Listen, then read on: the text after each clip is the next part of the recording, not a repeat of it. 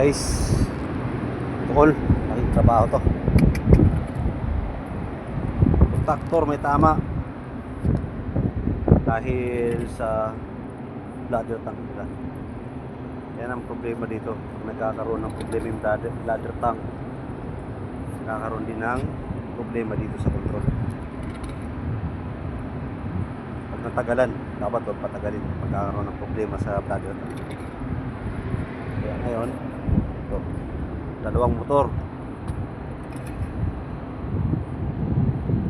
Gawin natin ang solusyon to. Tara. Mission accomplished. Kalibrate na tayo. So ayan, napalo na. Kailangan natin mapuno yung nasa baba. Dalawa yung motor nya, 100 liter yung bladder tank natin. Dalawang motor, parehas tag 1.5 HP.